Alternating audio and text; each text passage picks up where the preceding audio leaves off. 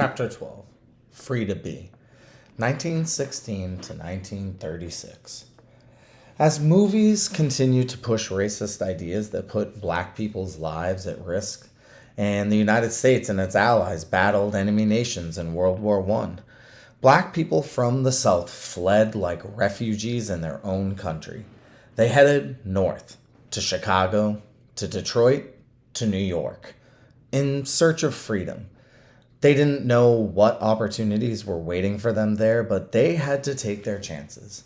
The chance to work, the chance to vote, the chance to live. Some even came north from the Caribbean for the chance to escape colonialism, like a Jamaican man named Marcus Garvey. The first thing Garvey did when he arrived in 1916 was visit the NAACP office. The mission of the National Association for the Advancement of Colored People, NAACP, was stated in its name: to advance or improve the lives of black people.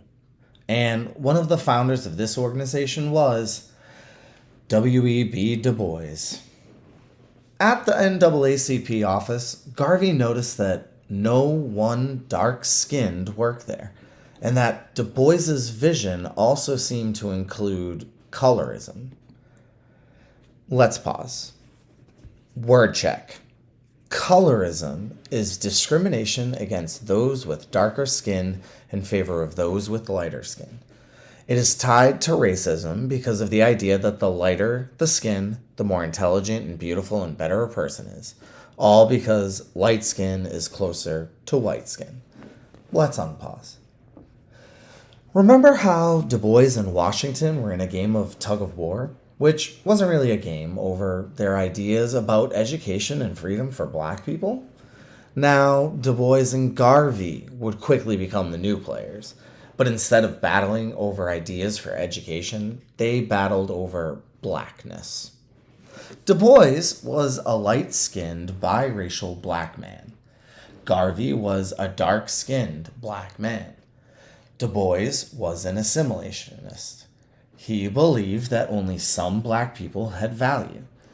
Garvey was an anti-racist. He believed that all black people were valuable. So Garvey started his own organization called the Universal Negro Improvement Association, the UNIA. Its purpose was to focus on African solidarity, the beauty of dark skin and African American culture, and global African self-determination. But remember also that people aren't just one way. They can be complicated and full of contradictions. In many ways, Du Bois made anti-racist strides even while holding on to assimilationist ideas. For example, Du Bois noticed that the country thought of black men as good enough to fight as soldiers, skilled, smart, brave in World War I, but not good enough to be treated equally to white people back at home. He began to speak out against this contradiction. In a collection of essays, Du Bois wrote about the humanity of black people. He also honored black women. This was a huge deal, because black women were unsung heroes who had been completely left out of the race conversation.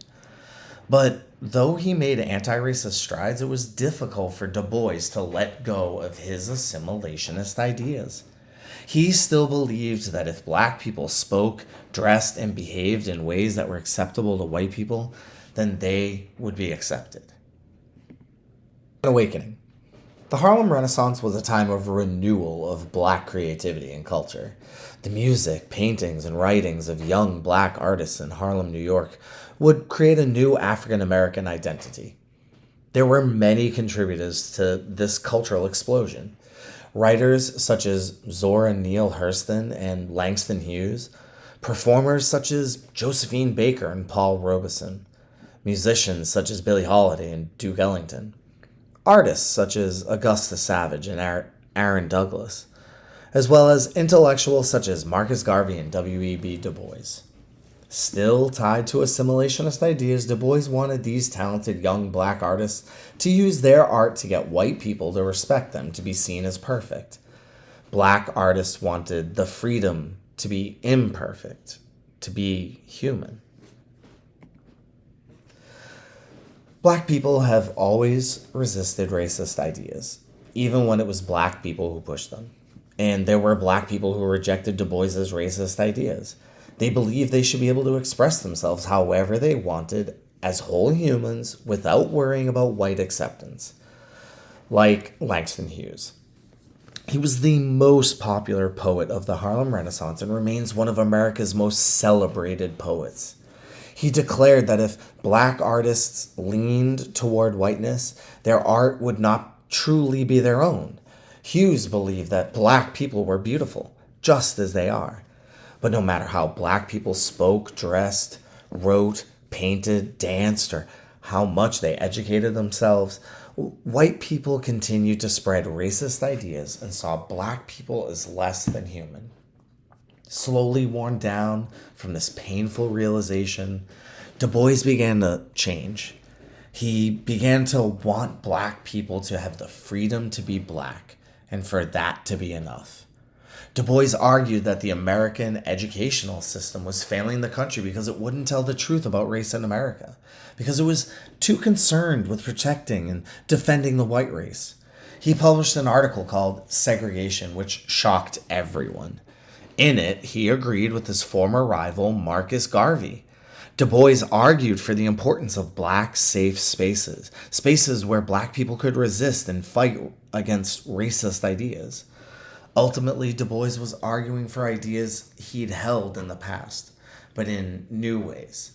In ways that Frederick Douglass and Sojourner Truth and Ida B. Wells Barnett, Marcus Garvey, and many others before him had argued. That black people were humans.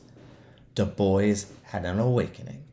He turned away from assimilationist and finally turned toward anti-racism.